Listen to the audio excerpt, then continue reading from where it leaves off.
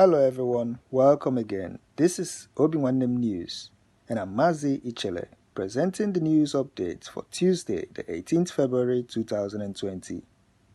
Obinwannem News, the value of truth.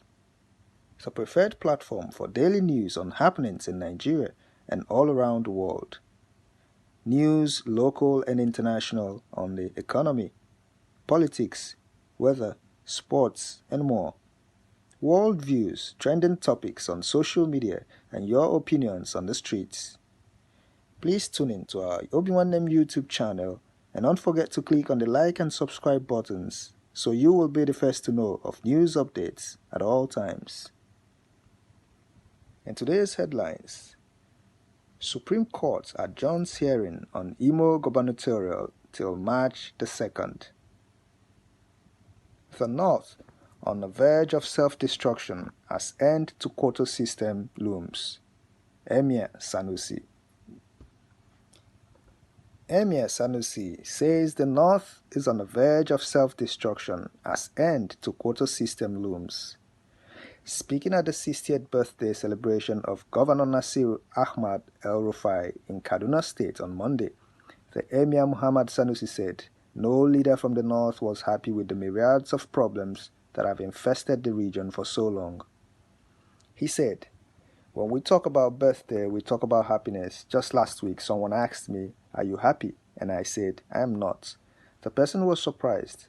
Nobody who is a leader in the northern Nigeria today can afford to be happy. You cannot be happy about 87% of poverty in Nigeria being in the north. You can't be happy with millions of northern children out of school. You can't be happy with 9 states in the north contributing almost 50% of the entire malnutrition burden in the country. You can't be happy with the drug problem.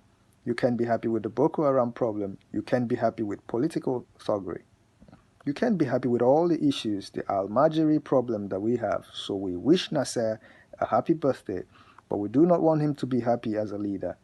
Because you are happy when you think you have reached a state of delivering and taking your people to where you want them to be.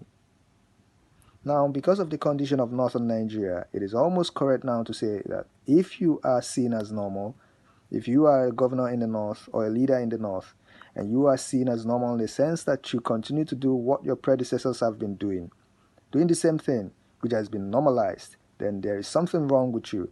You are part of the problem. The real change in the north will come from those who are considered mad people, because you look around and say, if this is the way we have been doing things and this is where we have ended up, maybe we need to do things differently. If we have populated the government with middle-aged men, maybe we need to try younger people, maybe we need to try women. If we have spent our money and time on physical structures, maybe we need to invest more in education of our children. Maybe we need to invest more in nutrition. Maybe we need to invest more in primary health care.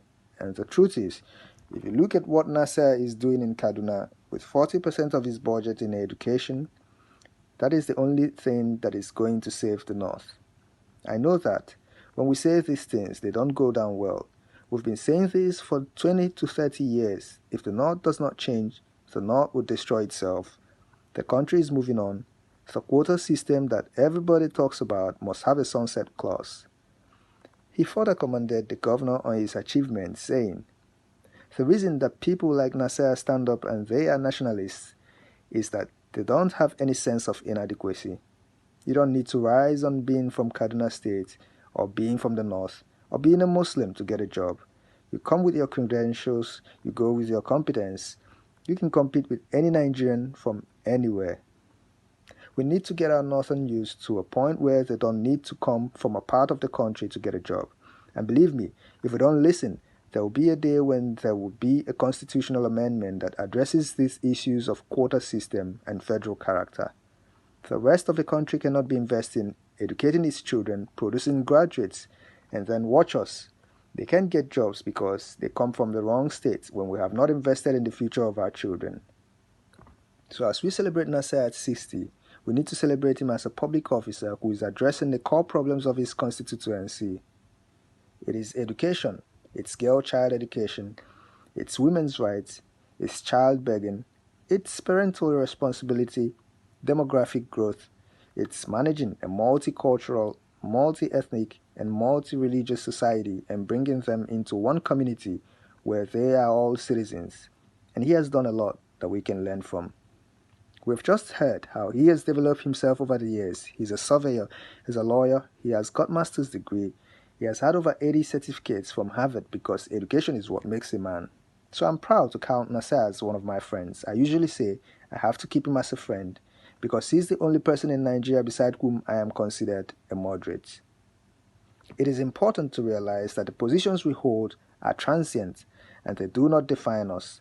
Anybody can be called a governor, anybody can be called an emir, a commissioner, or a minister, but at the end of the day, you should know that God had given you a chance to do something. Do leave a mark and impact people's lives. When he had issues with teachers in Kaduna State, some of his friends came to me to advise him because he wasn't his first time, that he should not take such risks. He can lose the election. I said, okay, I will advise him. But I knew he was not going to listen to that advice. So I told him what people were thinking. He said, Your Highness, if the people of Kaduna want to vote me out because I want good education for their children, let them do it. And I agreed with him. After winning an election, you should be governing. You should not be in a campaign mode for 4 years. You were elected to serve. If people appreciate it and vote for you, fine. If they don't, you have done your bit. And that's the news for today. Thank you, everyone, and God bless you all. Obinwannem News.